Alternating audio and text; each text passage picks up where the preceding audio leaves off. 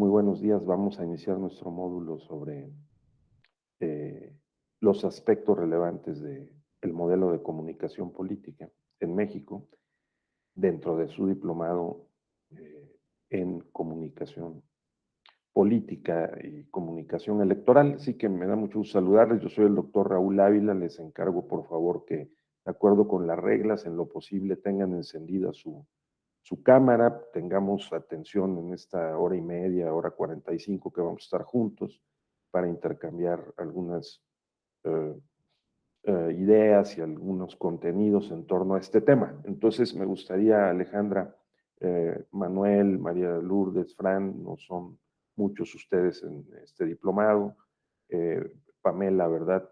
Carla, que estuviéramos atentos, presentes. Si no encienden la cámara, sí, por favor, les voy a pedir que interactuemos por el chat, porque son las reglas del diplomado, ¿no?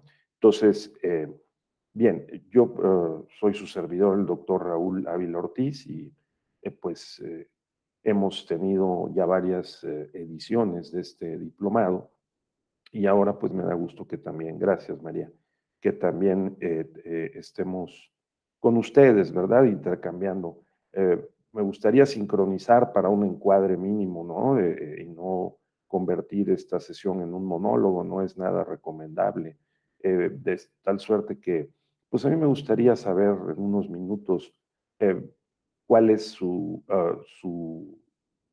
interés, su perfil, ¿verdad? Por este diplomado, ¿por qué les interesa este tema de la comunicación política electoral? Alejandra, tú trabajas en el ámbito de sí, de los organismos electorales, ¿estás en un OPLE o en el INE? Hola, ¿qué tal? Buenos días a todas y a todos, profesor, un gusto saludarlo. Sí, yo trabajo en el Tribunal Electoral en Zacatecas. Muy bien. Desde hace 6, 7 años me dedico a la comunicación en materia política y en general en gobierno. También estuve en comunicación en la Fiscalía General de Justicia del Estado recientemente. Correcto. Muy bien, pues nos va a ayudar mucho, ¿verdad? Para ver algunos aspectos relacionados con el tema de la comunicación electoral. María, que está muy activa haciendo ejercicio. María, ¿por qué te interesa el tema electoral? ¿También trabajas en la materia? Sí. Bueno, no, soy licenciada en Derecho, sí, pero no me he especializado como tal en la materia. Me llama mucho la atención. Mi esposo tiene una empresa de marketing político digital y de repente, pues sí se nos hace muy complicado conocer los límites en los que tenemos espacio de acción y es muy interesante, la verdad es que es muy interesante conocer un poquito más cuáles son las autoridades, cuáles son los límites en los que podemos trabajar, Claro. específicamente pues en una campaña electoral, ¿no? Nosotros trabajamos como proveedores del INE para los partidos políticos, específicamente pues en las campañas electorales es donde tenemos un poquito más de carga de trabajo y entonces es muy importante para nosotros conocer hasta dónde están los límites de acción que tenemos, qué podemos hacer, qué no podemos hacer, ya que realmente pues en el tema de redes sociales es muy subjetivo, la verdad es que estamos un poco a oscuras todavía en muchos sentidos y por eso estoy aquí, la verdad es que me gustaría mucho aprender un poquito más de este campo de acción, sobre el modelo de comunicación política, cómo podemos movernos, dónde están los espacios de oportunidad o hasta dónde podemos realmente nosotros pues estirar la liga sin entrar en lo no debido. Claro. Muy claro, muy bien. Ojalá que sea de utilidad el diplomado, que tiene varios módulos en donde en algunos de ellos se ve con mayor detalle cuáles son los criterios del tribunal, ¿verdad? En la materia y se puede avanzar en precisar o delimitar cuáles son esos contornos, esas fronteras entre unos y otros sujetos del derecho electoral. Muy bien. Jaime, ¿cómo estás? Bien. Buenos días. Hola, buenos días. ¿Qué tal, profesor? ¿Qué tal? Y Jaime, platícanos, ¿tú dónde estás en Sí, este escenario político electoral? yo no pertenezco a ninguna dependencia pública, yo soy litigante penalista. Y pues bueno, una de las grandes materias que abarca el derecho penal, pues es la materia penal electoral.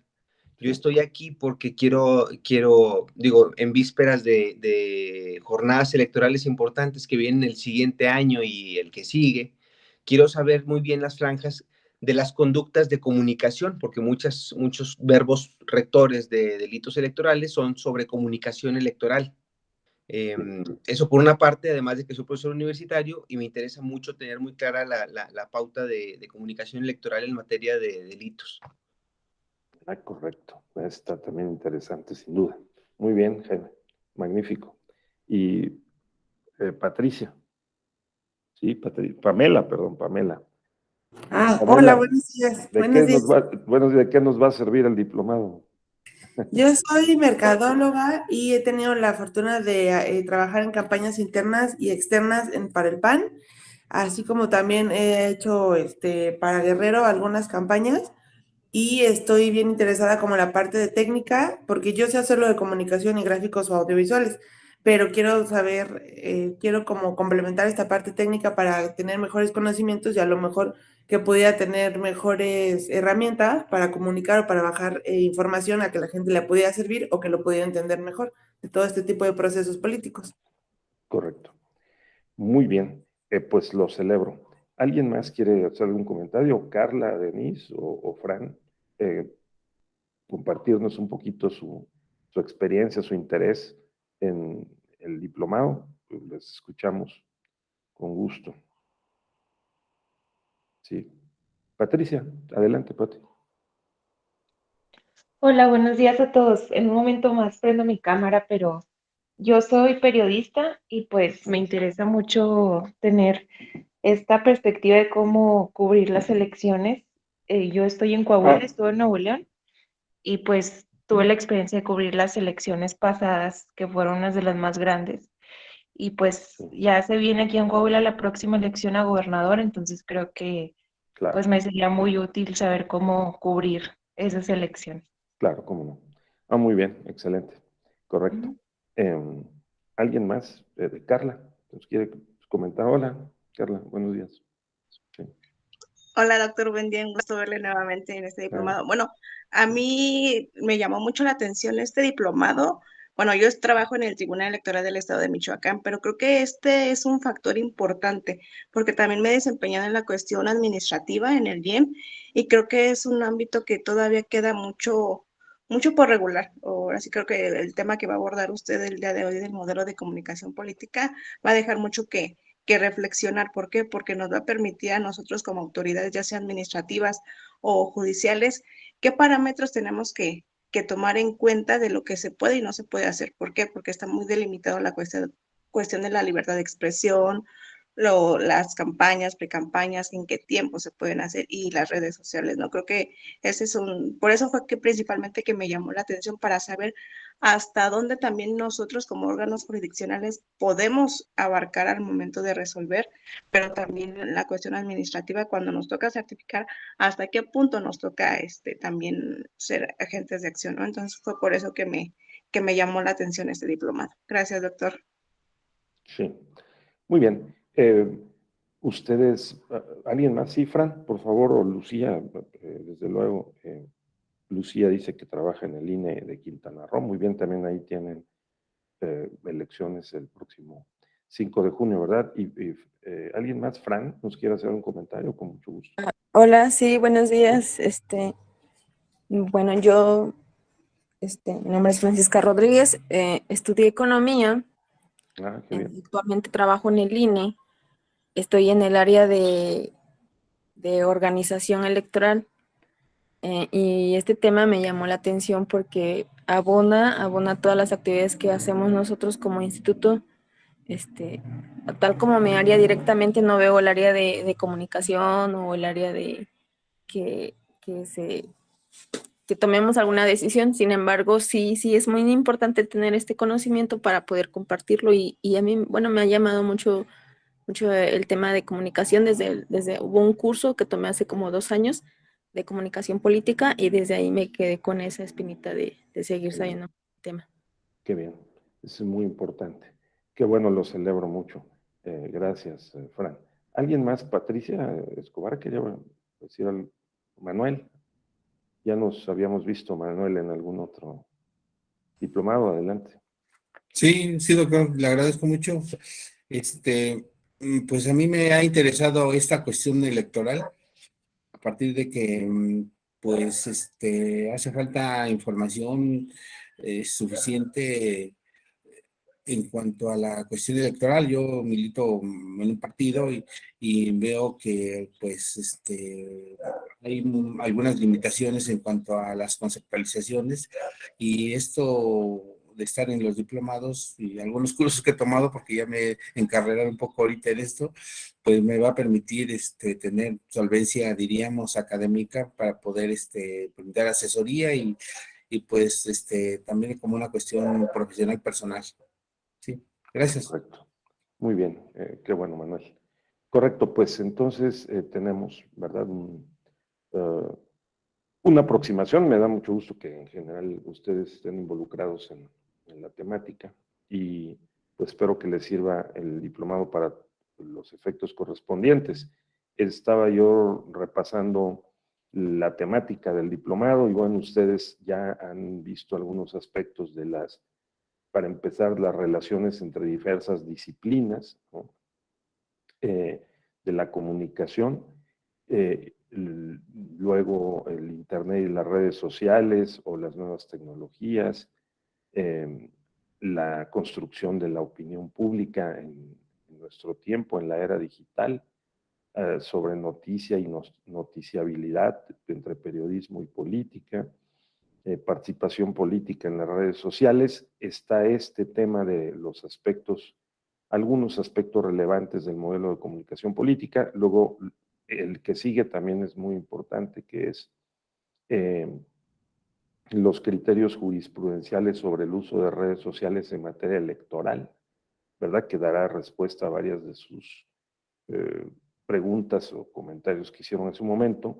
La formación cívica y el uso de tecnologías, la ética electoral digital, y se sigue el diplomado muy completo con los dilemas del marketing en la era de la comunicación digital, eh, el Big Data, ¿verdad? Y la democracia, los algoritmos, pues también es un tema muy importante, la posverdad, crisis y comunicación política, discriminación y violencias digitales, comunicación en modelos de gobierno y justicia abierta, y terminará con comunicación política y redes sociales. Cómo superar sus retos para la democracia. Bien, entonces como es notorio, pues es un programa amplio y muy completo, y bueno, celebro mucho que ustedes estén aquí en este diplomado de la Escuela Judicial Electoral. Lo que me corresponde hacer y lo que vamos a intercambiar con nuestras opiniones, comentarios también, es efectivamente ver cómo llegamos hasta aquí, cuáles han sido las principales causas y cuáles son los rasgos del modelo de comunicación política que está, como se verá en el diplomado, en un horizonte muy tenso de cambios, y que probablemente con la próxima reforma electoral sufra algunos ajustes. Hoy vamos a ver esos rasgos generales. Mañana vamos a ver con más detenimiento cómo es que opera la pauta, la llamada pauta del modelo de comunicación, y cómo es que se supervisa y se sanciona también las desviaciones del modelo de comunicación política. Entonces, para tal efecto, vamos a ir paso a paso, aproximadamente hasta las 9:40, 9:45, para poder eh, desahogar lo que nos corresponde ver el día de hoy. Entonces, vamos a ver. Vamos primero a...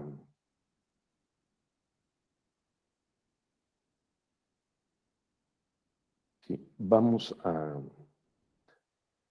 pues vamos poco a poco, ¿verdad?, a acercarnos a que sigamos teniendo muy claro que la comunicación política es un proceso. Hay, para quienes estudian comunicación o han estudiado sociología o ciencias políticas, uno de los principales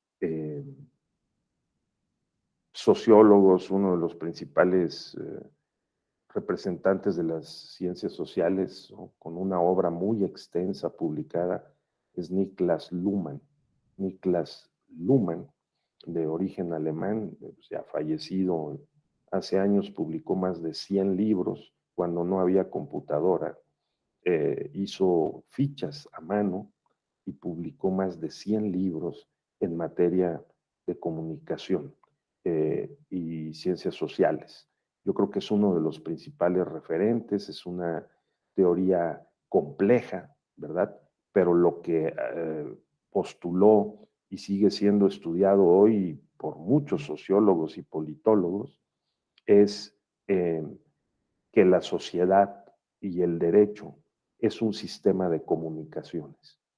Y si nos detenemos a ver cómo transcurre la vida, pues transcurre en medio de muchos intercambios de información y comunicación. Podemos decir que así como se dice que somos seres racionales, somos seres económicos, somos seres políticos, también somos seres o entes comunicativos o comunicacionales, ¿no? Somos seres de la comunicación y lo hacemos todo, construimos la civilización con lenguaje, con palabras. El derecho está hecho con símbolos, con lenguaje. Y entonces dice Niklas Luhmann, la sociedad es comunicación. Entonces nosotros, los seres humanos racionales, construimos el mundo, lo ordenamos a partir de ciertos modelos mentales y lingüísticos. Entonces, nos pasamos intercambiando esos signos lingüísticos por la vía de la comunicación. Entonces, la Constitución, el Código Civil, la Ley General de Procedimientos e Instituciones Electorales, todo está hecho con palabras, con comunicación. Entonces es muy poderosa el enfoque de Luhmann, ¿sí? L-U-H-M-A-N-N, Luhmann. Y uno de los puntos más relevantes es su teoría de sistemas intercomunicados. O sea, los sistemas están intercomunicados. Entonces el derecho, y particularmente el derecho electoral que regula a través de principios y reglas el acceso y la distribución del poder, en alguna medida también el control sobre los cargos de representación política, o sea, el control sobre el poder, ¿sí? Acceso, distribución y control del poder. Acceso, pues porque el derecho electoral define quiénes deben gobernar. Entonces, para eso hay requisitos de elegibilidad. Y todo eso está hecho con comunicación, con palabras, ¿no? Los requisitos de elegibilidad, el proceso electoral, en qué momento deben arrancar los contendientes, partidos, candidatos con o sin registro de partidos políticos, las campañas electorales, qué sí y qué no se puede, se debe hacer, y la jornada electoral, los resultados, las constancias, las impugnaciones, los resultados finales. O sea, todo esto está hecho con comunicación. Y digamos que el acceso al poder es uno de los principios, de las primeras funciones del derecho electoral. La justicia electoral, de lo que se trata es de certificar, ¿no?, de hacer constar, de validar que todos esos principios y reglas que regulan el proceso de acceso a los cargos de representación tengan lugar con integridad, o sea, que se cumpla con lo que se dijo en la comunicación política y jurídica que tenía que ocurrir. Esa comunicación está dada a través del derecho, pero también participan otros sistemas, ¿no? Vamos a ver ahorita. Ahora, esta es una primera función del derecho electoral y de la justicia electoral, el acceso al poder, la distribución del poder. Esta sería la segunda. Se distribuye a través de las reglas que también establece el derecho electoral. Si abrimos la Constitución, que les recomiendo siempre tener una Constitución a mano, aunque se reforme mucho. Yo me acabo de comprar una nueva del año de enero del 2022 porque pues ya no sabe uno en dónde quedó la bolita, pero parece que esta trae todas las reformas, ¿no? Más recientes.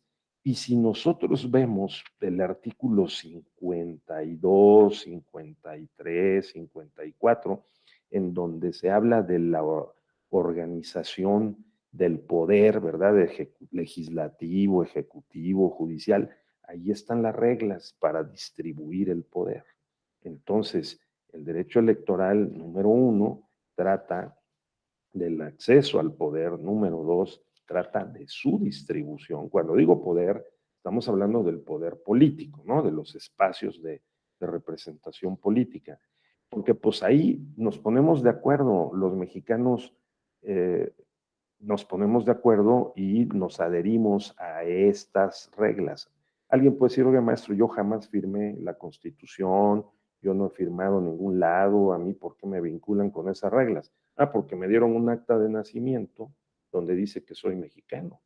Y esa es una evidencia, ¿sí?, de que estamos vinculados al Estado mexicano a través de la Constitución. Por lo cual, cuando a nosotros nos extienden el acta de nacimiento, también nos vinculan con los derechos y obligaciones de la Constitución y el sistema jurídico, ¿no? Y cuando nos entregan la credencial para votar, entonces se activa el artículo 30, 32, 34, 35. Eso está pactado y es parte del sistema de comunicaciones de la sociedad. Porque si lo vemos bien, o sea, con detenimiento, Luhmann tiene razón. Es un sistema de informaciones y de comunicaciones, ¿no? Entonces nosotros nos están mandando mensajes constantemente que están en la Constitución, que están en las leyes, que están en la jurisprudencia, que están en los acuerdos de los organismos electorales, que están en las sentencias, que están en los debates de los magistrados. Es pura información, comunicaciones. Y entonces nosotros somos unos tremendos procesadores, entes biológico-culturales, ¿verdad?, que procesamos mucha información. Y entonces todas las disciplinas, repito, están interrelacionadas con la comunicación. Entonces, en el artículo 51 dice cómo se integra la Cámara de Diputados y cómo se dividen la integración de la Cámara. 200 diputados por mayoría relativa, por representación proporcional, y 300 de mayoría relativa. Ahí está el mensaje, con toda claridad. Así nos lo vamos a distribuir los partidos y los candidatos que participen, ¿verdad?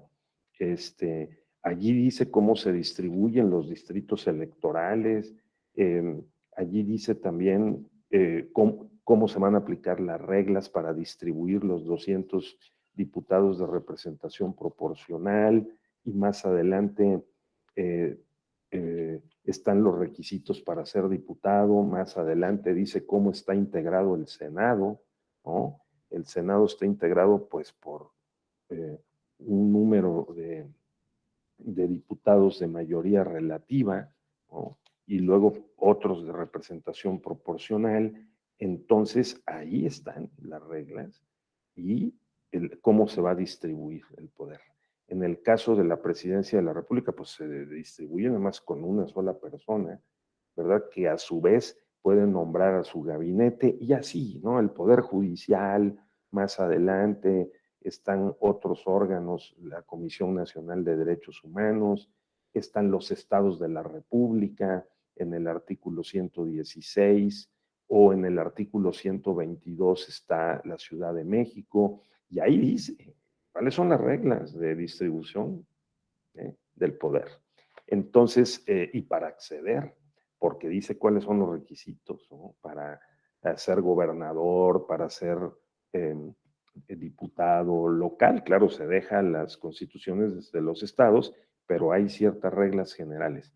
Con esto solamente quiero probar de manera muy sencilla e inicial que, digamos, ¿de qué trata el derecho y la justicia electoral? De la garantía de las reglas, de la garantía de los derechos para participar en la política, acceder, distribuir y controlar. Esa es la tercera, controlar el poder.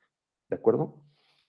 ¿Por qué controlar el poder? Porque la democracia representativa significa que no solamente votamos para elegir o para que nos elijan, ¿no? Sino también para controlar que lo que se dijo que iba a pasar, y se dijo con comunicación, porque la campaña es comunicación, es un conjunto de promesas, de ofertas de qué es lo que el representante político va a hacer en el Congreso o en la Presidencia de la República o en el Congreso local o en la gubernatura o en el ayuntamiento. Entonces, esas promesas y ofertas en una sociedad democrática como la que vivimos nosotros en México, pluralista, con diversos partidos, puntos de vista, con una evidente diversidad cultural, ¿no? También tenemos el derecho, y yo creo que la obligación, de controlar el ejercicio del poder. ¿Cómo se controla? Bueno, para eso el artículo 41 de la Constitución dice, de María Alejandra Fran, el artículo 41 dice que nosotros estamos puestos de acuerdo, tenemos un acuerdo, los mexicanos, de que las elecciones deben ser libres, auténticas y dice periódicas, periódicas. Entonces, una primera característica muy importante, yo creo que es la más importante, es ese principio valor en el que nosotros creemos, ¿sí? ¿Por qué creemos? Pues porque digamos que, salvo excepciones, nos adherimos a la creencia, ¿no? A la convicción de que las elecciones deben tener lugar cada 3 o cada 6 años. En algunos lugares, comunidades indígenas cada año, año y medio, pero mínimo cada 3 años, ¿no? Entonces, o máximo cada 3 años. Entonces, ¿por qué controlamos el poder? Lo controlamos porque las elecciones son periódicas. Y cada 3 años o cada 6, nosotros tenemos el derecho de revalidar, ahora que tenemos desde el 2014 el principio de reelección para todos los cargos, salvo para las gubernaturas y la presidencia de la República, tenemos el principio de reelección. Entonces nosotros con la reelección podemos, con nuestro voto, ante quien se quiera reelegir, controlarlo, porque podemos votar porque se renueve el cargo o porque lo quitemos del cargo. Esa es una. Y otra, porque tenemos en el artículo 34 de la Constitución un instrumento que cada vez va a ser más relevante, ¿no? Que es el de la revocación del mandato y las consultas ciudadanas. Para eso sirve, hay que celebrar que tenemos a partir de 2019, 2021 estos nuevos derechos, porque esto cierra el círculo de lo que estamos hablando. El derecho electoral y la justicia electoral para lo que sirven es para decidir quién gobierna, ¿sí? Cómo se distribuyen los cargos del gobierno y 3, cómo controlamos el ejercicio de esos cargos. Y esa pregunta de cómo controlamos el ejercicio de esos cargos, los controlamos a través de las elecciones periódicas y a través de las consultas populares y particularmente de la revocación del mandato. poco a poco los estados de la República van a ir aprobando leyes de revocación del mandato. El Congreso de la Unión va a aprobar una ley general de revocación del mandato y cada entidad federativa la va a ir adaptando para que si un gobernador o gobernadora pierde la confianza del electorado, lo cual se presume que ha pasado y que no teníamos este instrumento para remover, o sea, ordenar, ¿no? Que termine anticipadamente el cargo porque el gobernador o la gobernadora pues salgan muy malos o pierdan el control, cosa que ha pasado en algunos estados, ¿sí? Y que se ha desordenado y que dicen, caray, lo voy a tener que aguantar todavía 4 años, ¿no? O 3, o 2. Entonces se pueda anticipar la terminación del mandato. Entonces, digamos, estas son las 3 principales funciones del derecho electoral, ¿sí? Acceder, distribuir y controlar el poder. Para eso, nosotros hemos también pactado que tenemos un derecho fundamental que está en el artículo 9 de la Constitución, ¿sí? En el artículo 9 de la Constitución, fíjense ustedes, no perderlo de vista, que luego hasta quienes estamos estudiando todos los días la Constitución lo perdemos de vista. Pero dice, no se podrá coartar el derecho de asociarse o reunirse pacíficamente con cualquier objeto lícito. Pero esto vean ustedes, dice, pero solamente los ciudadanos de la República podrán hacerlo para tomar parte en los asuntos políticos del país. Ahí está, ¿sí? Entonces, ahí voy, Pamela. Solo los ciudadanos mexicanos. Esto significa que este es el principal derecho humano de carácter político, el derecho a participar en los asuntos públicos del país. Este derecho también está previsto en el artículo 23 de la Convención Americana de Derechos Humanos, ¿sí? Y en el artículo 25 de el Pacto Internacional de Derechos Civiles y Políticos. ¿Qué significa? Significa que tenemos, como somos parte de una sociedad democrática, ¿no? Y vivimos dentro de un Estado que tiene una constitución en donde están reconocidos los derechos, pues es muy importante saber cuáles son. Entonces, esos derechos son fundamentales y son no fundamentales. Los derechos político-electorales son de la categoría fundamental.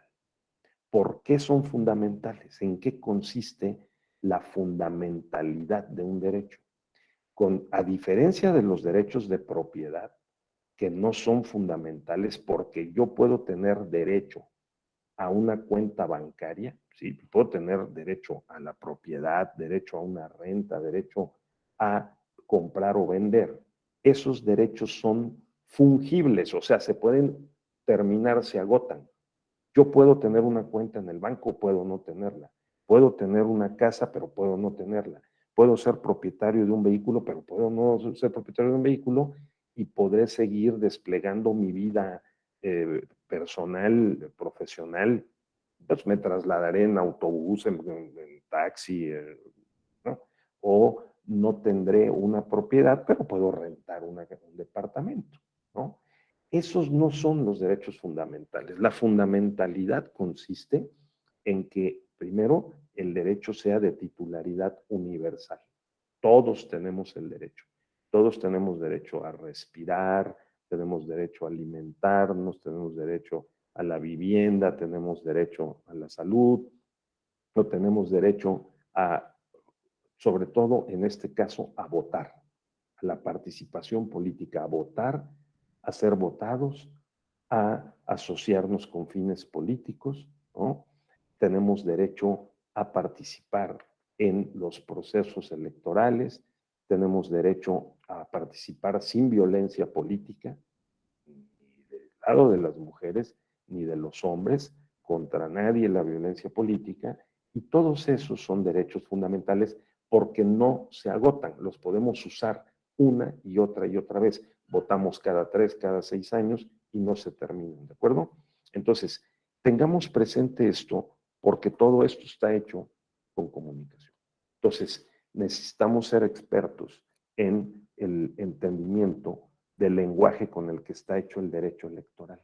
Y eso tiene que ver con la comunicación política electoral. El modelo de comunicación política, pues tiene que ver directamente con la forma como se dan los intercambios, ¿verdad? De símbolos, medios, códigos, lenguaje dentro del proceso electoral. Y qué cosas están y qué cosas no están permitidas, cómo está distribuido los recursos de la comunicación. Aquí me detengo para dar la palabra. Por favor, alguien había pedido la palabra. Adelante. Yo había solicitado la palabra porque tengo una duda. Sí. Ve que ahorita hay temporada de campañas y también pues hay ya candidatos que quieren ser pues elegibles, ¿no? Para el 2024, pero están haciendo como mítines o se reúnen junto en el Senado o en Cámara de Diputados. ¿Eso hay alguna legislación en donde creo que se sabe que no se pueden reunir como para eso, pero hay legislaciones o hay como, hay hay algún lugar en donde estén sancionadas esas cosas que siendo de un partido político, pues estés haciendo proselitismo dentro de las instituciones? Bueno, eso es el tema del candidato a gobernador Américo Villarreal que está hoy en la prensa. Eso lo va a resolver la Sala Superior si le presentan el medio de impugnación correspondiente y vamos a ver, porque esto es muy casuístico y tiene elementos y componentes muy específicos y concretos y eso vamos a ver, ¿no? Primero si presentan la impugnación y segundo a ver qué resuelve la Sala Superior. En este tema electoral es tan dinámico y tan cambiante y muy dependiente de las circunstancias específicas de cada caso, que todo lo que podemos hacer es o ver si hay algún precedente o razonar para ver, confrontar los hechos específicos con las normas y los criterios de interpretación. Entonces, si me preguntan sobre eso, a mí, ¿cuál es mi opinión? Pues yo diría que sin tener las circunstancias y los hechos específicos bien establecidos, pues es difícil poder dar una respuesta consistente, ¿no? Entonces, el hecho de que un personaje candidato como Américo Villarreal haya venido a la Cámara de Diputados Federal a hacer una denuncia y a hacer que lo respalden y que luego haya venido el gobernador, creo que el gobernador vino ayer, ¿no? Entonces, de Tamaulipas y que haga esas expresiones, habrá que ver las circunstancias. Así en abstracto es difícil dar una respuesta justificada, ¿no? Entonces habrá que ver, a ver cómo lo plantean y qué resuelve, bueno, con base en eso, cómo resuelve la sala regional especializada o en última instancia la sala superior, ¿verdad? Esa sería mi respuesta cautelosa porque creo que es por lo menos nuestra fuente, que es la prensa, ¿no? Un instrumento privilegiado de comunicación, hasta donde yo he podido ver, al menos esta mañana, pues digamos, son expresiones muy generales de que le podrían presentar una denuncia tanto de carácter en el ámbito de la Fiscalía Especializada en Delitos Electorales como probablemente en el ámbito del procedimiento especial sancionador por violar el modelo de comunicación política. Habrá que ver. Les digo, el derecho electoral tiene esta característica, es muy dinámico y cuando parece que ya se sabe y ya se dijo todo, aparecen nuevas hipótesis, circunstancias, ¿no? Para poderlas pues, regular, sancionar, ¿verdad? Eso es. O sea que para no ser, digamos, general o genérico en la respuesta, si hubiera algunos datos o algunas circunstancias más específicas que considerar, probablemente por ese camino podríamos ver si encaja o no y si viola o no algunas reglas del modelo de comunicación. Yo pondría en la consideración de ustedes el hecho de que un candidato en campaña venga, en este caso a la Cámara de Diputados, y diga que lo están persiguiendo o que a sus colaboradores les están ejerciendo presión porque les están presentando denuncias, los están amenazando, etcétera, porque eso dice la prensa hoy, en el caso específico de Tamaulipas. Entonces, habrá que examinar qué instrumentos hay en el marco jurídico para poder contrarrestar y tratar de digamos, prever y evitar, y en su caso sancionar que estos tipos de conductas ocurran, ¿no? Y evidentemente hay instrumentos, tanto por el lado del derecho penal electoral como del derecho administrativo especial sancionador. O sea, se podría intentar alguna acción, que creo que es lo que van a hacer, ¿no? Sí. Bien, entonces eso es la cuestión. Como podemos notar, por lo que en la expresión y el planteamiento de nuestra compañera, pues en el derecho electoral, en el sistema electoral, hay en el proceso electoral diferentes sujetos. Estos sujetos son los que participan en el proceso de comunicación político-electoral, y estamos hablando esencialmente de que hay sujetos directos, que son los candidatos, los partidos, los organismos electorales y los medios de comunicación, por supuesto, las radiotelevisoras, los operadores de los servicios de telecomunicaciones, ¿no? Los operadores de las plataformas, de las redes sociales y los usuarios también. Entonces, hay sujetos electorales directos e indirectos, porque los directos, los sujetos electorales directos, pues están contemplados en la ley, ¿sí? La Ley General de Instituciones y Procedimientos Electorales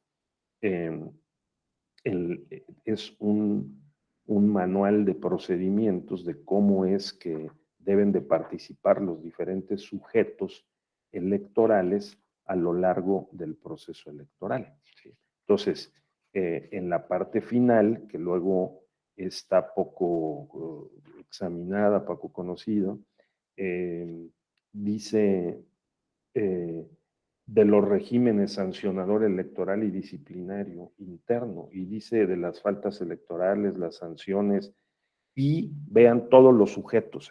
Esta es la LEGIPE, la Ley General de Instituciones y Procedimientos Electorales. Dice, son sujetos de responsabilidad por infracciones cometidas a las disposiciones electorales contenidas en esta ley. Primero, los partidos políticos. Segundo, las agrupaciones políticas. Tercero, los aspirantes, precandidatos, candidatos y candidatos independientes a cargos de elección popular. Los ciudadanos o cualquier persona física o moral. Los observadores electorales, ¿sí? O las organizaciones de observadores electorales. Las autoridades o servidores públicos de cualquiera de los poderes de la Unión, de los poderes locales, órganos de gobierno municipales, de la Ciudad de México, órganos autónomos y cualquier otro ente público, o sea, todos los servidores públicos, los notarios públicos, los extranjeros, los concesionarios de radio, televisión, las organizaciones de ciudadanos que pretendan formar un partido político, las organizaciones sindicales, laborales, patronales, ¿sí? O cualquier otra que tenga un objeto con objeto social diferente a la creación de partidos y sus integrantes, los ministros de culto, asociaciones, iglesias o agrupaciones religiosas y los demás sujetos obligados en términos de la presente ley. O sea, imagínense ustedes, hay 1, 2, 3, 4, 5, 6, 7, 8, 9, 10, 11, 12 categorías de sujetos electorales que están sometidos o vinculados a algún tipo de responsabilidad. Probablemente la ley debería comenzar con este artículo para que quede claro en qué categoría estamos, ¿no? Los servidores públicos, los candidatos, todos los que somos sujetos del derecho electoral. Aquí están, ¿sí? O sea, porque este es el capítulo de responsabilidades. Un autor inglés, Jeremías Bentham, a finales del siglo XVIII y principios del siglo XIX, decía desde Inglaterra, las leyes deben de empezar diciendo quiénes son los responsables y de qué conductas, no primero poner todos los conceptos, todas las instituciones, y está perdido por ahí en el artículo 442 quiénes son los sujetos responsables, ¿no? Y cuáles son las sanciones si no se cumple con lo que dice el código. Bueno, pero lo tenemos. Entonces, esto no lo olviden. Hay 12 categorías de sujetos electorales y entre esos estamos nosotros, porque cuando actuamos como servidores públicos, cuando actuamos como candidatos aspirantes, ¿no? Jueces, consejeros, tenemos un grado de responsabilidad. Entonces, eso para los litigantes es muy importante. Para quienes asesoran campañas políticas es muy importante, porque para poder delimitar cuáles son los alcances del modelo de comunicación política, sus contenidos y las posibles sanciones a que uno se expone si comete o no determinadas conductas, pues hay que saber qué clase de sujetos electorales están sometidos a un régimen de responsabilidad, porque si no están, pues entonces no les aplica la ley, ¿no? Pero en este caso aquí hay 12 categorías y dice una categoría abierta, los demás sujetos obligados en los términos de la presente ley, ¿de acuerdo? Entonces, y luego ese capítulo es importantísimo, que es el título 7º de la Ley General de Instituciones y Procedimientos Electorales, porque empieza a desgranar, ¿sí? Que constituye infracciones de los partidos políticos a la presente ley, y ahí vienen toda una serie de infracciones, ¿sí? De los partidos. Así, cada uno de esos 12 los va desglosando, de las agrupaciones políticas, de los aspirantes, precandidatos, candidatos, y dentro de esas están las violaciones al modelo de comunicación política, lógicamente, ¿de acuerdo? Es decir, el legislador es racional, en principio. Puede cometer errores, contradicciones, lagunas, pero el legislador tiene un plan y el plan está plasmado en la ley. Por eso tiene un índice. Comienza con los conceptos, los principios generales, las instituciones, lo va desglosando, ¿no? Cuando llega al título 7º, que es sobre los sujetos del régimen sancionador electoral, entonces allí viene la definición de lo que es una falta electoral y su sanción, los sujetos, sus conductas, ¿sí? Sancionables, las sanciones y así. Por eso del artículo 440 en adelante se van desglosando las 12 categorías de sujetos electorales directos, ¿sí? Y unos tienen más o menos responsabilidad, pero en general hay un régimen de responsabilidad que establece cuáles son estas obligaciones y las sanciones si no se cumplen, ¿no? Luego está el procedimiento sancionador, ¿no? Con todas sus reglas, el procedimiento sancionador ordinario, ¿sí? El procedimiento especial sancionador, que ese impacta mucho en el modelo de comunicación, porque como veremos, es a través del procedimiento especial, que es el llamado PES o PESES, que es artículo 470 en adelante de la Ley General de Procedimientos e Instituciones Electorales. Ahí están las reglas para activar el procedimiento especial sancionador, presentar la denuncia ante la Comisión de Quejas, ya sea local o federal, del OPLE o del Instituto Federal Nacional Electoral, si consideramos que el gobernador Cabeza de Vaca o Américo Villarreal, candidato, violaron el modelo de comunicación al llegar a la Cámara de Diputados Federal, ¿sí? Y hacer una serie de expresiones. Pues habrá que ver. Entonces, esto también pues lo quería yo dejar sentado ahí, apuntado, para que nos entendamos en el términos de, primero, quiénes son los sujetos. Los sujetos son de 12 tipos, ¿no? En materia electoral estamos todos involucrados y algunos particularmente más vinculados a el régimen de responsabilidades si violamos el modelo de comunicación. Entonces, esto es un sistema. La política y la comunicación, como el derecho, la comunicación, la sociedad, la comunicación, el derecho, están interrelacionados. Lo que Niklas Luhmann planteó es que estos sistemas que nosotros creamos para organizar nuestra vida social y política se intercomunican, y en la intercomunicación entre estos sistemas un papel fundamental pues lo juega la información, porque transporta los contenidos con base en los cuales nosotros podemos valorar y determinar si alguna de las reglas o de los principios que hemos pactado y que están en la Constitución o en las leyes ha sido violado, ¿verdad? Y merece un castigo. Entonces, esto ocurre en el ámbito del modelo de comunicación. Entonces, ¿quiénes participan en la comunicación política? Pues todos los que hemos dicho, pero particularmente participan los partidos, los candidatos en cualquiera de sus modalidades, ¿no? Aspirantes, precandidatos o candidatos, y participan, vamos a llamar medios de comunicación en términos generales, participan también en el modelo de comunicación por los organismos electorales, porque son los encargados de supervisar, vigilar que se cumplan con las reglas y los principios del modelo de comunicación. Ahora, ya sabemos que estamos enfrentados a una complejidad mayor en nuestro tiempo por la irrupción de las redes sociales, que al vincularse con Internet y con otros medios tradicionales, pues genera un contexto más complejo.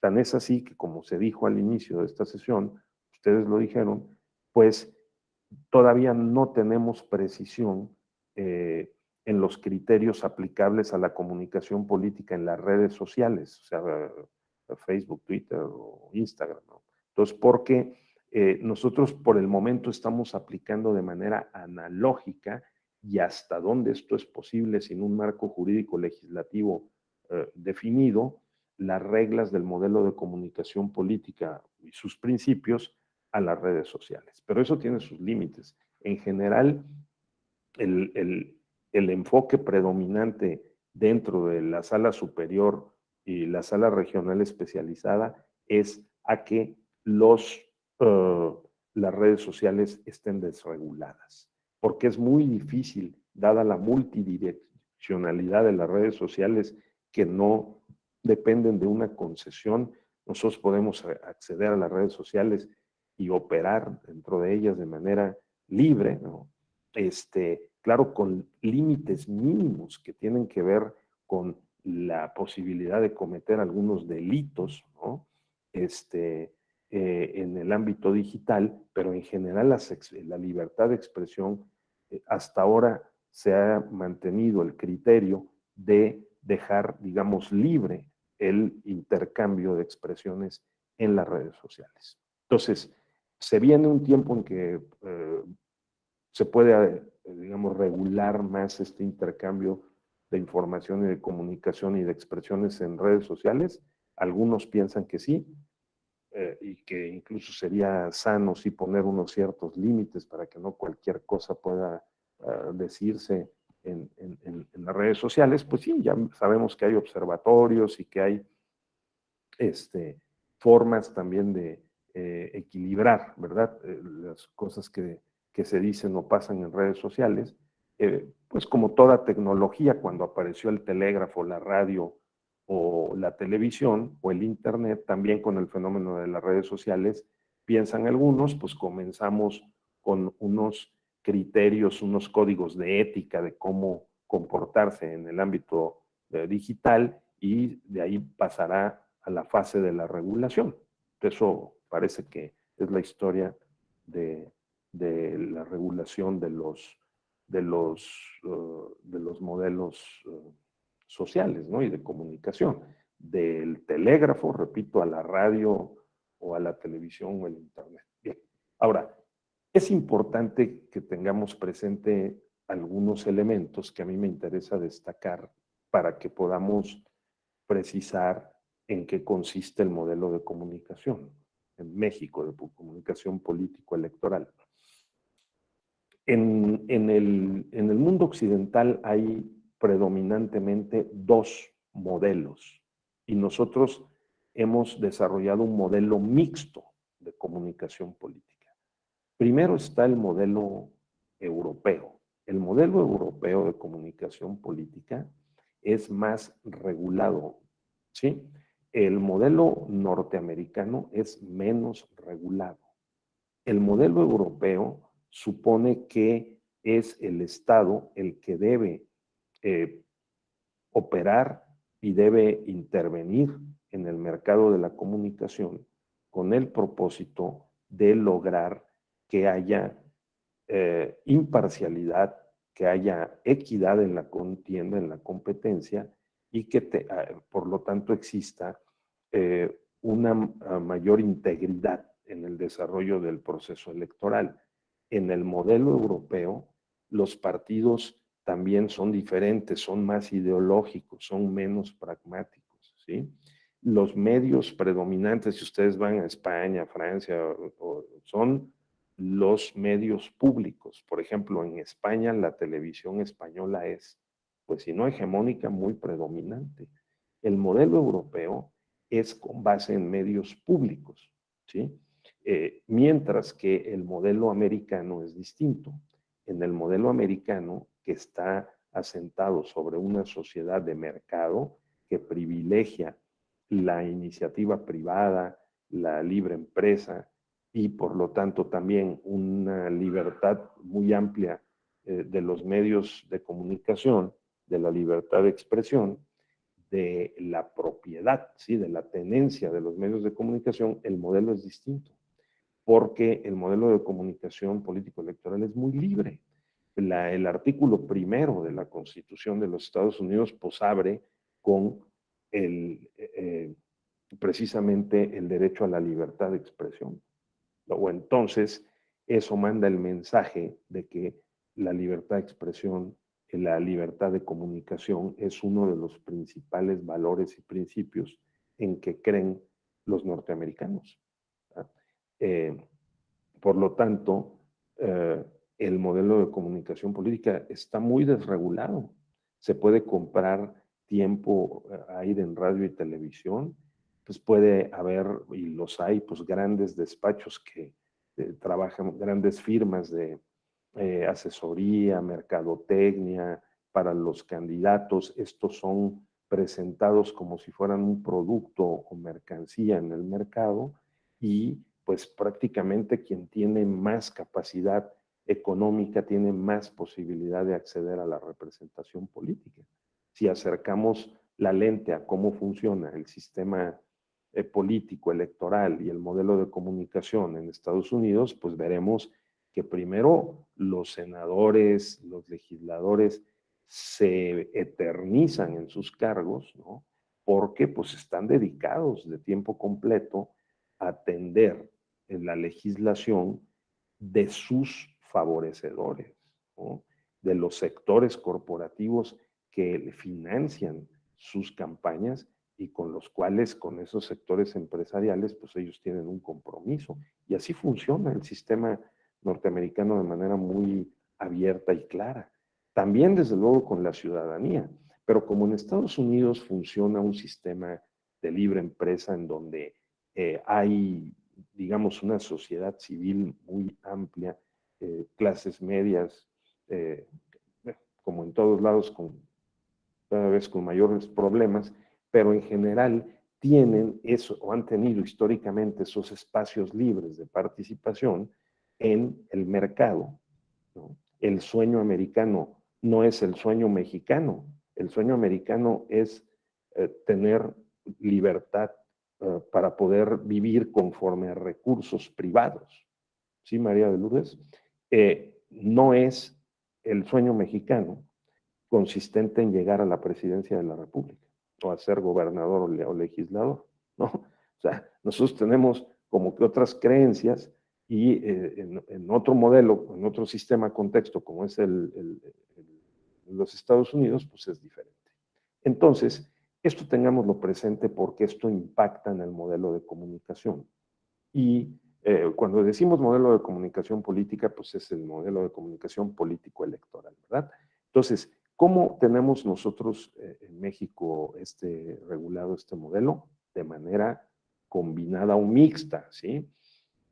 Por una parte, sobre todo desde el año 2000 en adelante o un poco antes, lo que tenemos es que el candidato es cada vez más importante como en el modelo norteamericano. En Estados Unidos, los partidos demócrata y republicano no están a la vista, aparecen cuando hay campañas. Nosotros en México tenemos un doble modelo. Por una parte, sí tenemos partidos muy fuertes, con financiamiento público abundante, menos financiamiento privado que financiamiento público, a diferencia de Estados Unidos. En eso nos parecemos más al modelo europeo. El financiamiento público que tienen los partidos, pues es muy generoso, tanto que ahora se está planteando que se les reduzca y el candidato hasta ahora, sobre todo en los últimos 20 años, ha sido tanto o más importante que el partido político, como en el modelo norteamericano, ¿sí? ¿Qué es lo que provoca este carácter híbrido del modelo de participación político-electoral en México y que tiene que ver, pues, cómo es que se accede, se usan en los recursos financieros y de medios de comunicación, ¿sí? Los recursos mediáticos en las campañas?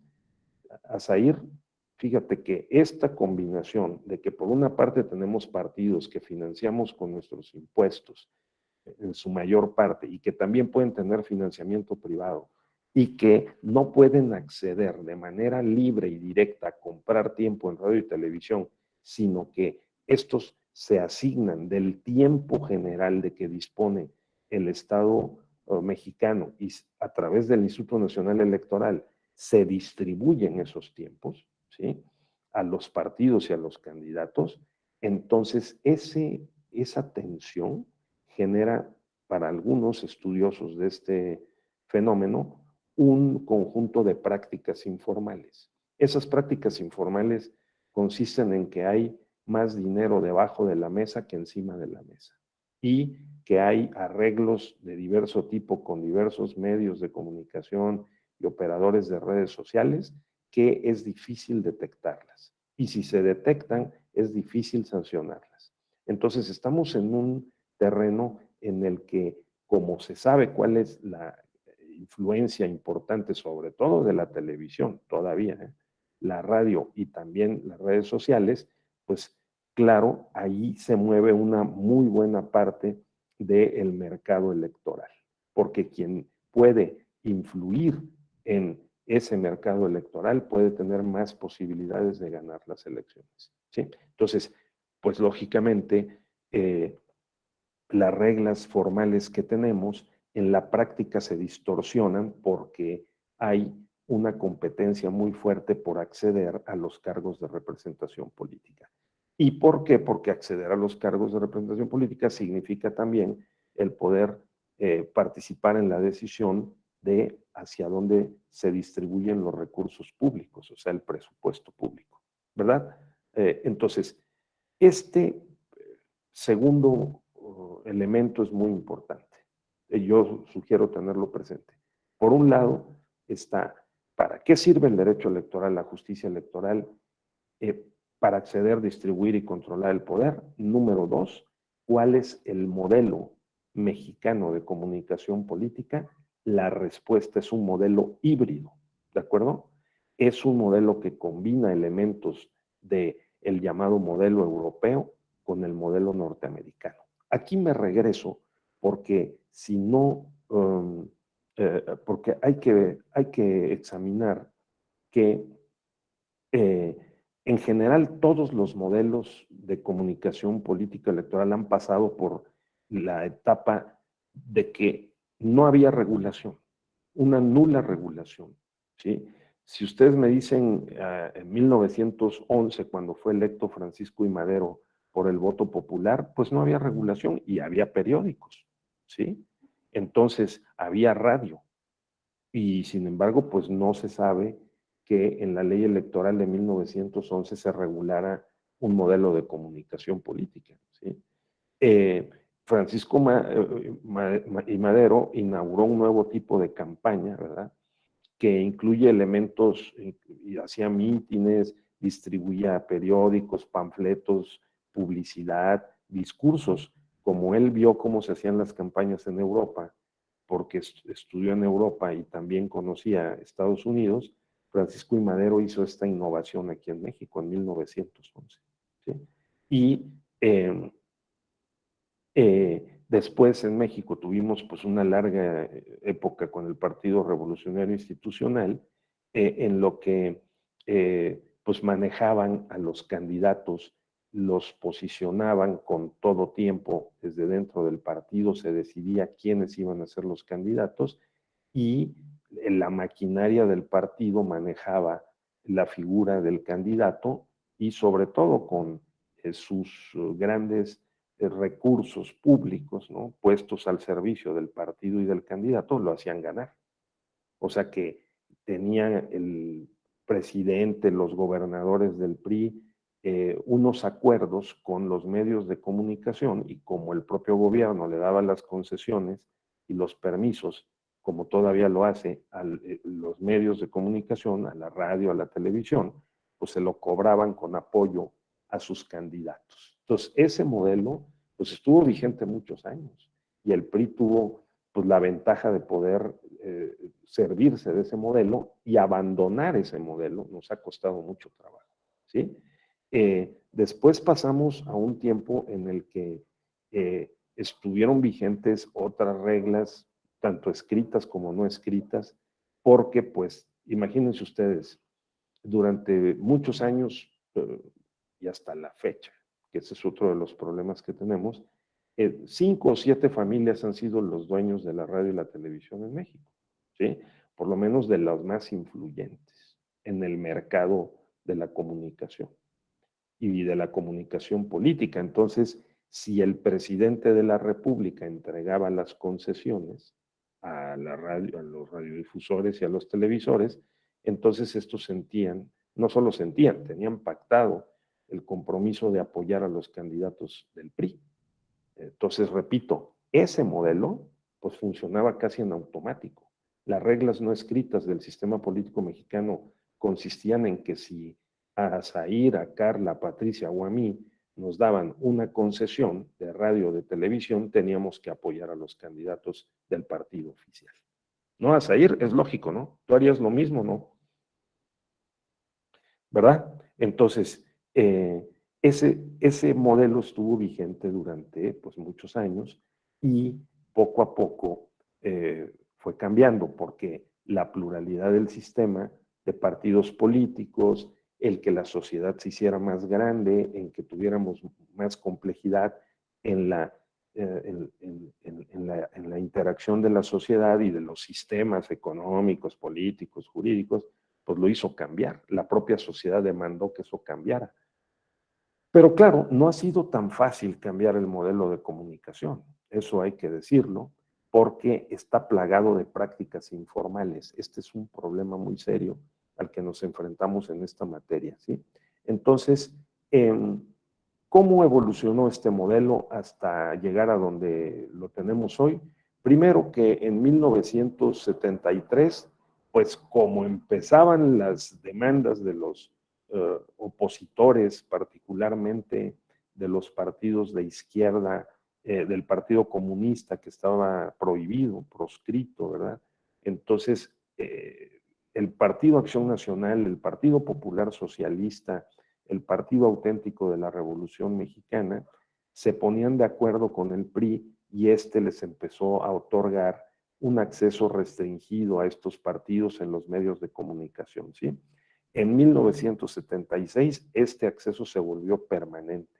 Poco a poco fuimos abriendo el esquema o el sistema tanto de partidos como electoral y de comunicación política para que se pudiera acceder por parte de los partidos distintos al PRI, a la radio y a la televisión, que el PRI controlaba plenamente a través del presidente, de los gobernadores, del secretario de Gobernación, ¿no? Controlaba este mercado, vamos a decir, de la comunicación política. En 1985 se llegaron incluso a pactar 60 minutos al mes para cada partido político en radio y televisión, divididos en programas de 15 minutos. Si nosotros hubiéramos estado frente a la televisión en 1985, de repente veríamos que aparecería en la pantalla o en la radio escucharíamos un programa de 15 minutos en donde se decía, y ahora vamos a transmitir a ustedes un programa especial del gobierno del Estado mexicano, ¿no? Y aparecían los líderes ahí, el presidente, los presidentes de los partidos o el presidente de un partido determinado, y durante 15 minutos nos hablaban de la historia del partido, de cuáles eran los ideales del partido. Eso veríamos, cosa que hoy no vemos. Hoy no tenemos programas de 15 minutos de un partido político. ¿Ustedes han visto algún programa en donde les expliquen cuáles son los ideales de un partido, cómo se formó, evolucionó? Carla, ¿tú has visto alguno? Es decir, ¿no? En pleno 2022 parece que ha cambiado mucho, ¿no? El modelo de comunicación, pero hace 40 años sí teníamos unos programas medio aburridos, pero eran unos programas en donde nos decían, 3 personas los entrevistaban y decían, mira, mi partido lo que plantea es esto, A, B. Bueno, pero era una forma de comunicación política. A ver, Carla o Pamela, adelante. Yo justo, la verdad, yo soy mercadóloga y comunicación, pero siempre me ha interesado lo de la política y intenté hacer como un canal o donde explicáramos todo esto como de una manera más didáctica, pero a la gente no le interesa. O no sé, no hemos, hasta me incluyo, como descubierto esta forma, como cómo llegar a las personas para que crean que sí funciona, o no sé, pero es bien difícil. Sí, efectivamente, Pamela, sí. No, bueno, pues en aquella época también era difícil. Hace 40 años yo tenía como, ¿no? Un poco menos de 20. Y entonces, y empezábamos a ver la política ya, ¿no? Y a participar en ella. Y cuando aparecían esos programas, además en blanco y negro, una cosa horrible, le cambiábamos, decíamos, oye, no. O lo veíamos un rato, pero pues era muy acartonado, ¿no? Y yo lo veo porque cuando he tenido oportunidad de ser consultor en algunos otros países en materia electoral, en justicia electoral, y llega uno sin mencionar cuáles, y dices, caray, parece que estoy en México hace 40 años, ¿sí? Porque salen de repente, además puros hombres, no habían una sola mujer, ¿me entiendes? O sea, van 7 hombres ahí en una sala y empiezan a discutir sobre si qué partido es mejor que su partido y cada quien tratando de defender y de destacar los postulados de su partido.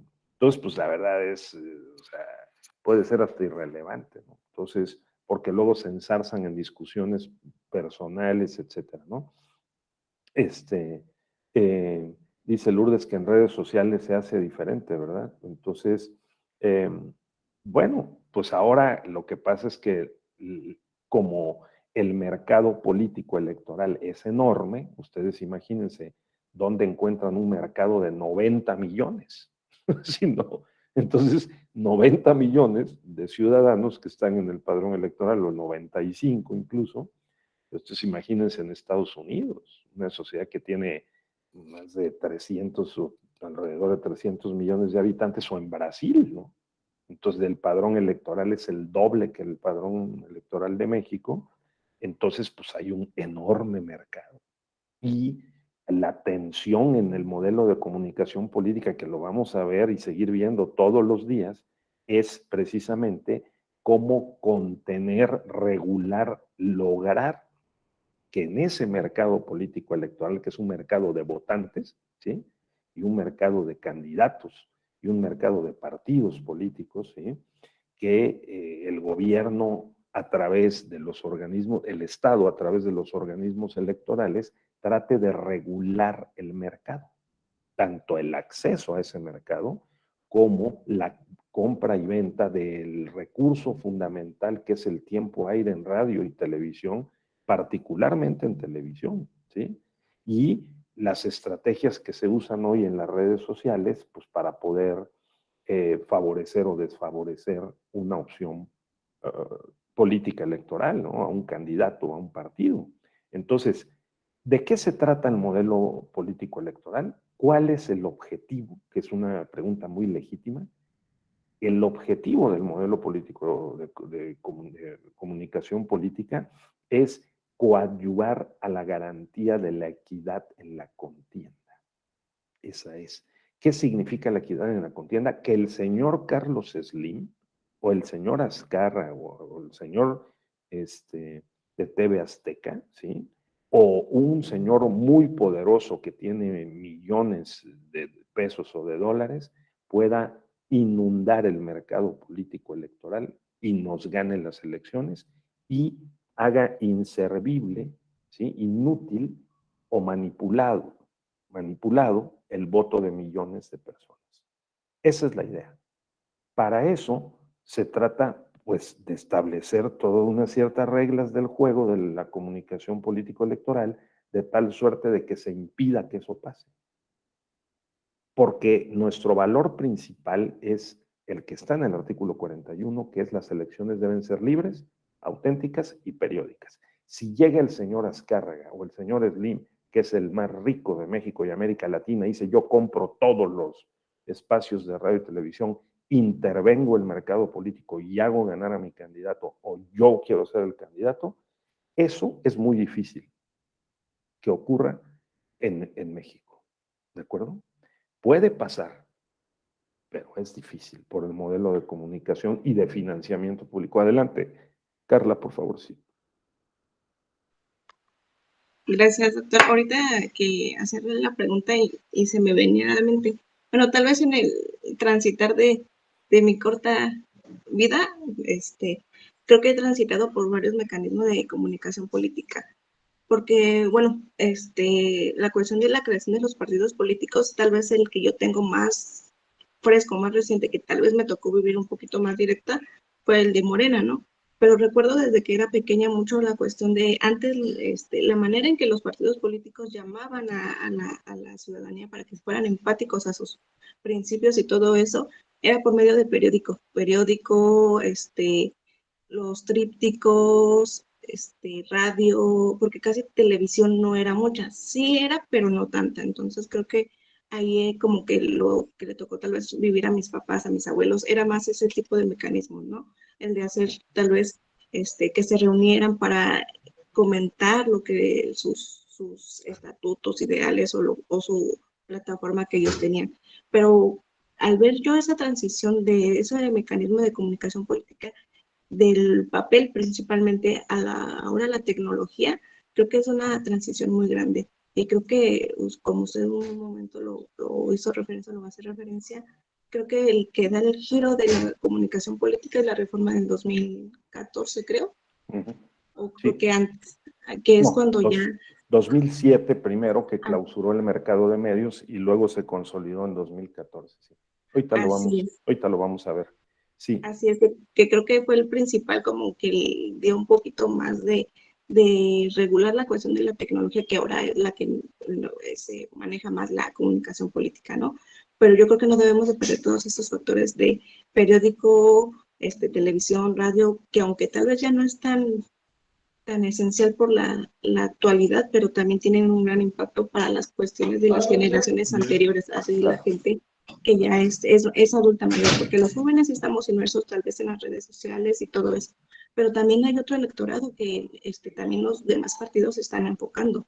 Yo siempre he pensado en lo particular, ahora sí que voy a hacer referencia al presidente actual, ¿no? Desde mi punto de vista, él se mantuvo 18 años en campaña, ¿no? Desde mi punto de vista. ¿Por qué? Porque creció con la generación que tal vez le dio el voto, pero también con esa generación que estuvo viendo todo lo que pasó, ¿no? Entonces creo que, como se hizo referencia hace rato, todos somos parte del mecanismo de participación, de comunicación política, perdón. Entonces yo creo que todo lo que decimos, hacemos y que ellos nos hacen referencia tienen un impacto en nuestras decisiones. Eso sería cuanto, doctor. Muchas gracias. Sí, sí, muchas gracias, Carla. Efectivamente, muy, muy interesante lo que nos has compartido. Sí, por eso es muy importante para el efecto de los consultores o quienes participan como asesores en esta materia de la consultoría de mercadotecnia político-electoral y también para los diferentes sujetos, ¿no? Pero particularmente quienes están involucrados en el mercado de la comunicación político-electoral, pues el conocer precisamente la estructura del consumo de medios. Entonces, sigue siendo la televisión el principal medio por el que las personas nos informamos. Los 36 millones de hogares que hay en México, todos tienen una televisión, la gran mayoría tiene una televisión, no todos tienen acceso a internet o a un smartphone, pero a la televisión sí, uno pasa por el más humilde pueblito y hay una televisión, en un tendajón o en una tienda de la esquina, en una taquería, están viendo por televisión abierta, ¿no?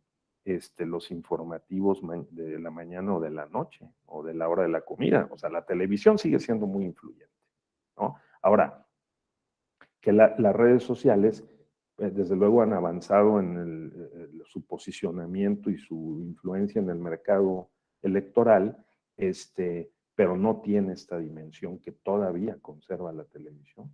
Y en algunos estados, por unas tradiciones en particular, que son muy rurales todavía, la radio.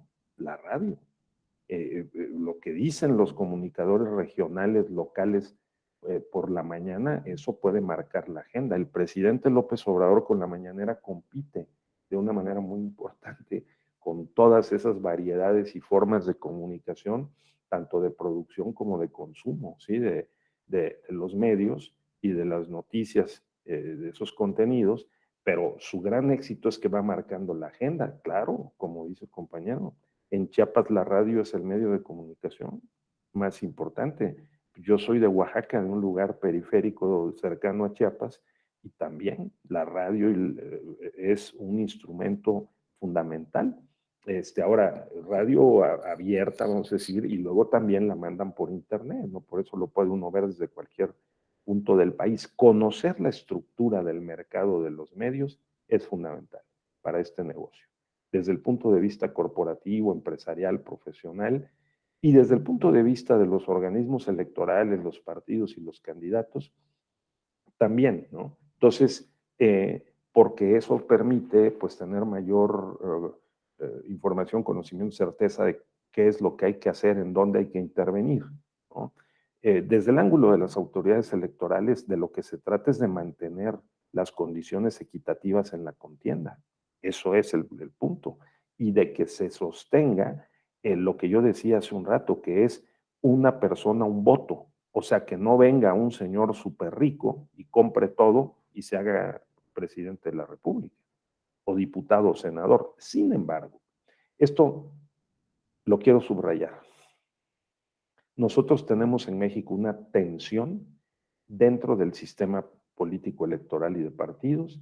Tenemos una tensión que pasa esencialmente por el modelo de financiamiento y fiscalización y el modelo de comunicación político-electoral, y que consiste en que este esquema híbrido del modelo europeo y el modelo norteamericano, que lo hace muy mexicano, ¿sí?, conduce a que el hecho de que las autoridades electorales traten de mantener vigentes estas reglas en el que nadie puede comprar tiempo en radio y televisión, todo el tiempo en radio y televisión lo distribuye el Estado mexicano a través del Instituto Nacional Electoral y lo vigila también y luego lo puede sancionar a través del Tribunal Electoral, ¿sí? Genera que haya mucho dinero bajo la mesa. O sea, hay, según Luis Carlos Ugalde, expresidente del INE, que ha hecho estudios especializados en la materia, con mucho trabajo empírico, de entrevistas a políticos y a personas involucradas en los procesos electorales, corre hasta 5 o 6 veces más dinero bajo la mesa que sobre la mesa. Significa que sigue habiendo muchos tratos informales con periodistas, medios de comunicación, ¿sí? Y que eso influye, por supuesto, en las tendencias del electorado, ¿no?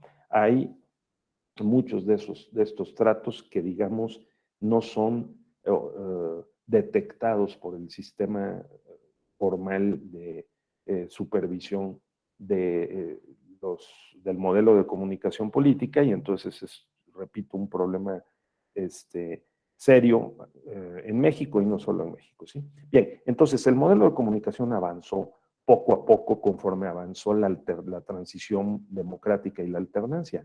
El PRI y el gobierno federal le fueron abriendo espacios a los partidos de oposición. En 1987 ya le daban 15 minutos para cada partido, pero aparte dijeron los partidos de oposición, oye, dame más. Entonces necesitamos que haya más equidad en la competencia. Entonces dijeron, bien, vamos a empezar con el 80-20, ¿no? 80% del tiempo lo repartimos según la fuerza electoral y 20% lo repartimos en condiciones igualitarias, ¿sí? Conforme fue avanzando la transición, avanzó esa negociación. En este momento estamos desde 1996 en el 70-30, o sea, el 30% del tiempo en radio y televisión se distribuye de una manera igualitaria y el 70% de acuerdo con la fuerza electoral, ¿sí? Entonces, surge pues poco a poco la iniciativa de tener que regular. Sí, desde luego, yo les comparto la presentación mañana que terminemos el módulo. Entonces, ¿cómo es que se ha regulado a partir del 96, que es cuando se estableció las bases fundamentales del sistema electoral que tenemos? Bueno, pues que se iba a asignar el tiempo en radio y televisión a los partidos políticos con este criterio, el 30% igual para todos y el 70% conforme a su fuerza electoral. ¿Quién sacaba la ventaja? El PRI, porque el PRI tenía todavía en ese momento más fuerza electoral y se quedaba con la mayor parte del tiempo. De hecho, en 1994, el presidente Ernesto Zedillo declaró que su elección había sido libre, pero que no había sido justa, porque su candidatura y su campaña llegó a concentrar hasta el 80% de el mercado o de las noticias, ¿verdad? Del mercado de noticias en su favor. Entonces, pues ahí hubo una renegociación. En 1996 se dijo, oye, no, tenemos que introducir una mayor equidad en la contienda y se empezó, digamos, a endurecer el sistema de distribución y también el sistema de fiscalización o de, ustedes quieran, de supervisión, tanto de los recursos financieros como de los recursos mediáticos, porque hay que ver que los recursos mediáticos, o sea, la radio y la televisión, es igualmente una forma de financiamiento, pero es financiamiento indirecto, ¿no? Es financiamiento en especie, vamos, ¿no? Entonces, si lo vemos desde esa perspectiva, desde un análisis económico del derecho electoral y de la comunicación político-electoral, habría que ver realmente cómo se distribuye el dinero, los recursos y quién tiene más posibilidad de acceder a la representación. Esta es la tensión a la que yo me refería. Por una parte tenemos un modelo formalmente establecido, pero por el otro que parece más europeo porque cuidamos las formas de que haya equidad en la contienda, pero por la otra, quien tiene más dinero y puede moverlo inteligente y eficazmente, tiene más posibilidades de ganar la elección. Si uno platica con algunos políticos o candidatos o personas enteradas de cómo funciona este sistema en la realidad, pues le podrán decir que, claro, si tienes más dinero, pues tienes más probabilidades de ganar, porque se invierte hasta 5 a 8 veces más dinero que el tope de campaña. en una campaña. Entonces estamos ante una situación media extraña, ¿no? Carla, en donde por una parte hay unas reglas del modelo de comunicación y del acceso a la red de la televisión y la distribución de los tiempos, y que son recursos también que valen en dinero, y por la otra tenemos una tremenda zona de informalidad y de oscuridad en donde se mueven muchos tratos entre los operadores de los medios de comunicación, vamos a llamarlos así, o los sujetos de la comunicación y los sujetos electorales. Entonces, pero 1996 es un momento muy importante porque allí sí se sentaron todos los partidos y dijeron, a ver, vamos a tratar de hacerlo más equitativo, y dijeron, bueno, 70-30, todos vamos a comprar los tiempos a través del Instituto Federal Electoral. No vamos a ir a comprar directo a la radiodifusora televisora. La radiodifusora televisora le va a mandar al Instituto Federal Electoral el catálogo de sus tiempos, cuánto cuestan, y a través del presupuesto, con cargo al presupuesto del IFE, es que vamos a comprar los tiempos en radio y televisión. Nuevamente se generó un mercado informal, ¿sí? Porque, pues, algunos radiodifusores, televisores dijeron, no, yo no mando ningún catálogo ni ninguna lista de costos. Sí, Lourdes. Entonces, sino que siguieron diciendo, a ver, yo soy amigo y siempre he sido amigo de los priistas o de los panistas o de los perredistas, y yo a ellos les vendo más barato el tiempo, ¿sí?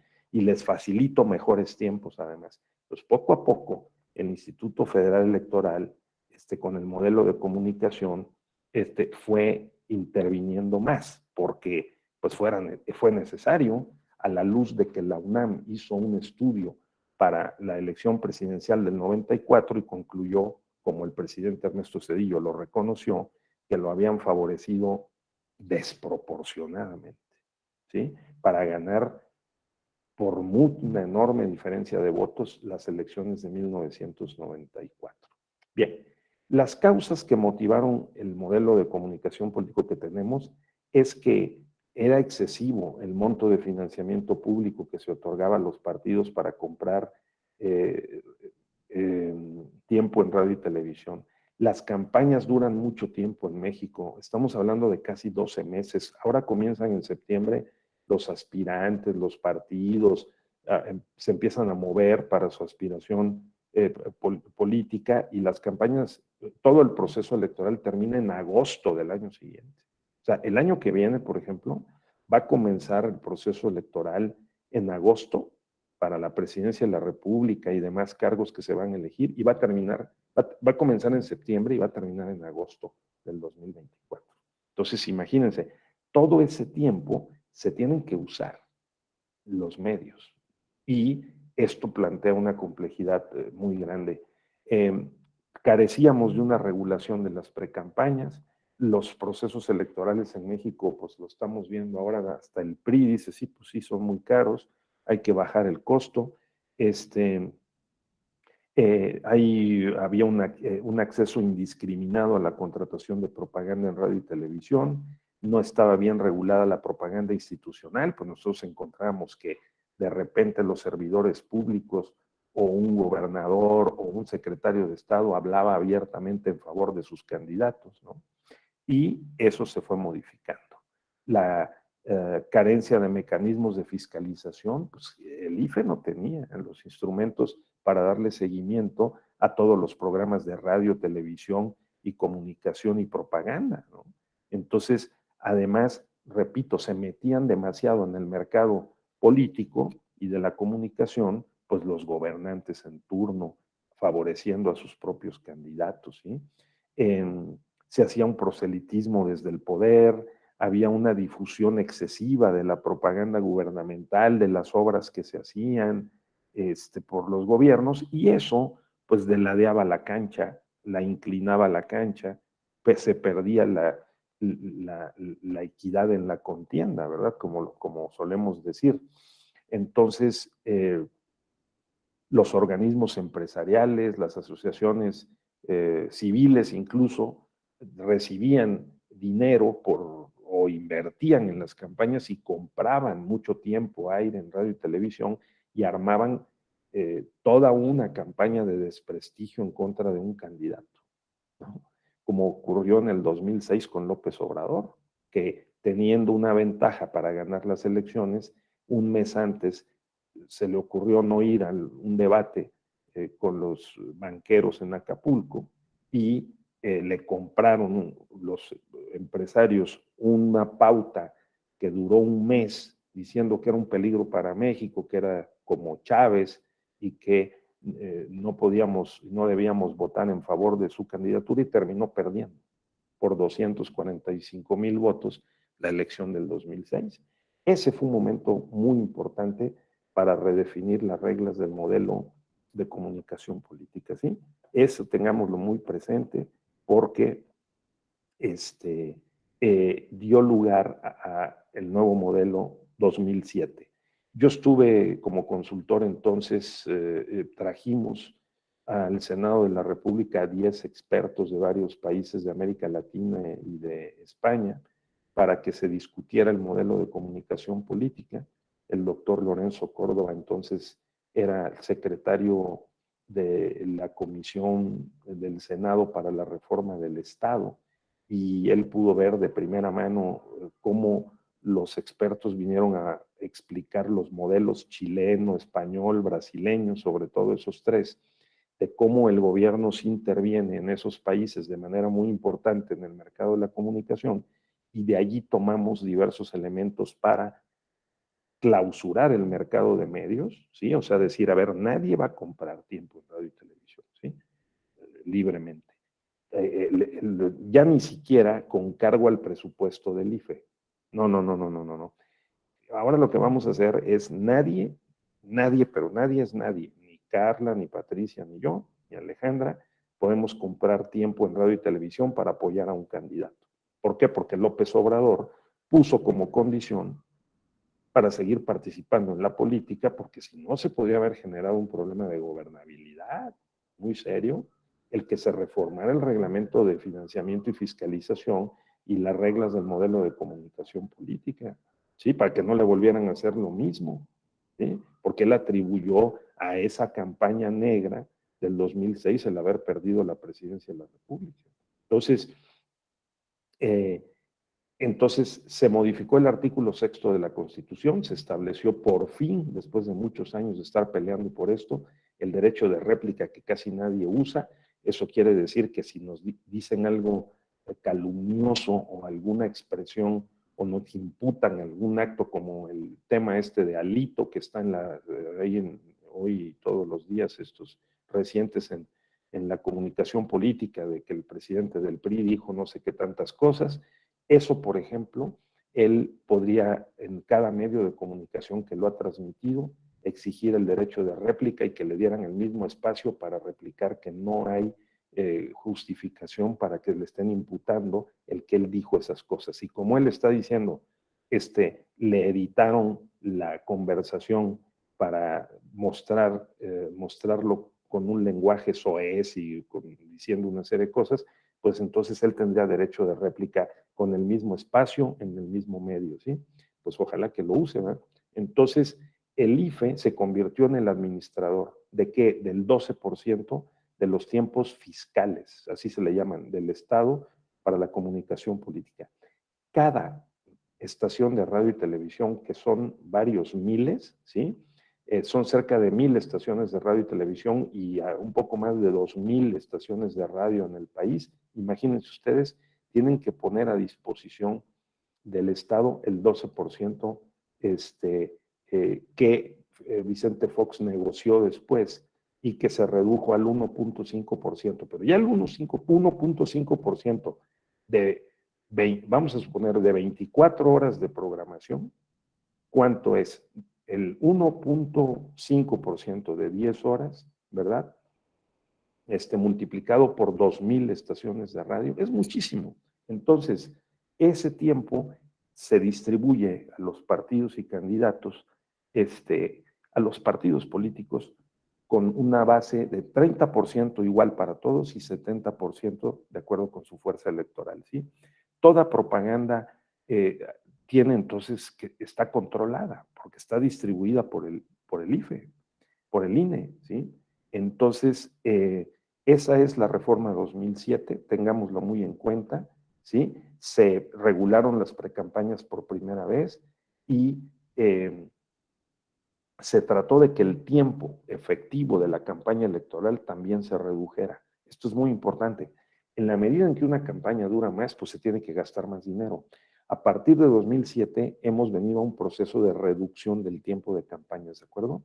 De tal suerte de que hoy tenemos pues menos tiempo, aunque el proceso electoral comienza normalmente en el mes de septiembre, por lo menos el proceso electoral federal, mientras se selecciona a los candidatos de los partidos y se registran, las campañas comienzan en el mes de marzo, ¿sí? E incluso abril, y solamente duran entre 45 días, dependiendo, 60 días y lo máximo 90 días, la campaña presidencial.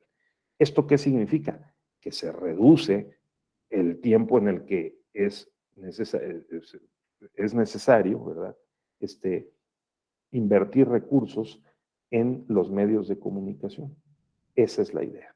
Entonces, vamos llegando al final de esta primera parte de este módulo.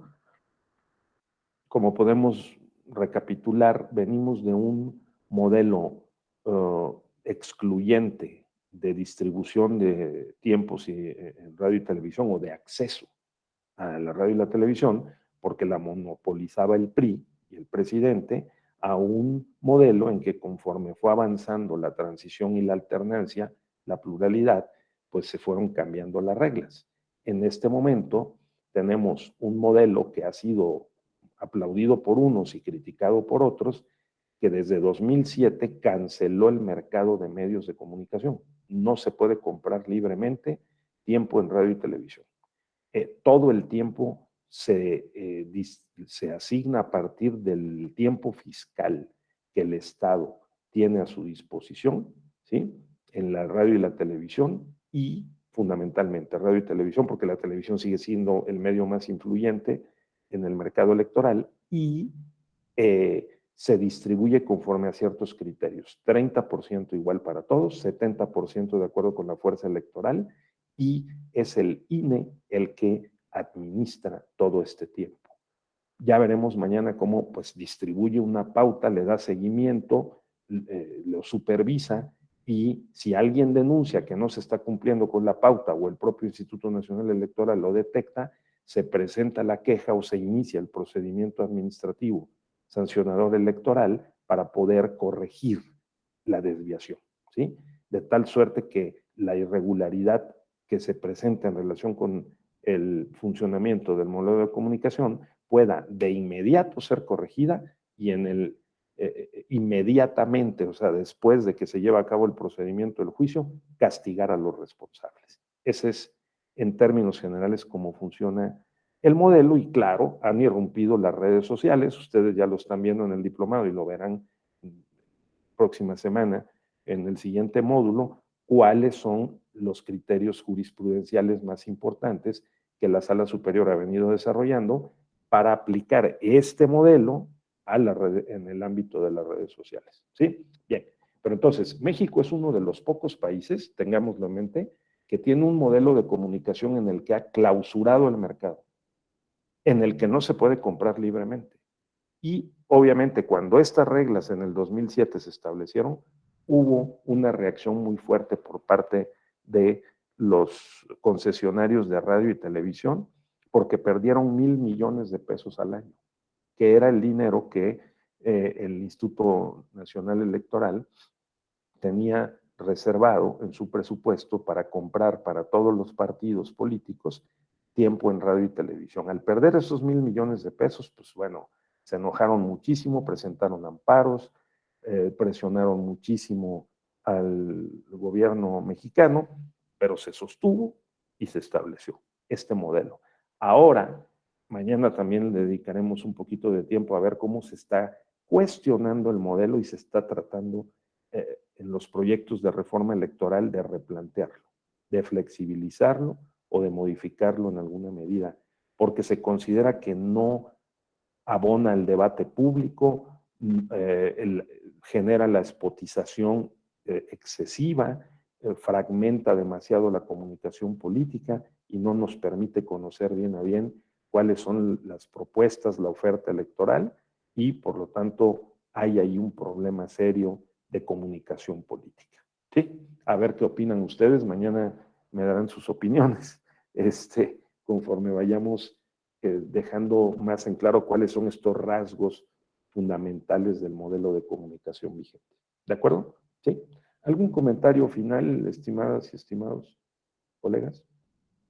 Bueno, entonces, mañana vamos a ver el modelo 2007 con más precisión, la reforma constitucional de 2014 en esta materia, y luego nos vamos a pasar a revisar en otra lámina cómo opera el modelo, o sea, qué hace el INE y qué deben hacer los partidos candidatos y cuál es el procedimiento para sancionar las desviaciones o las irregularidades del modelo de comunicación política. ¿De acuerdo? Sí. Bueno, pues que estén ustedes muy bien. Nos vemos mañana madrugadoramente a las 8 de la mañana. Gracias, buen día. Cuídense mucho. Mañana al terminar les paso la presentación, claro, para que lo tengan. Es importante. Gracias, sí. Sí. Cuídense mucho.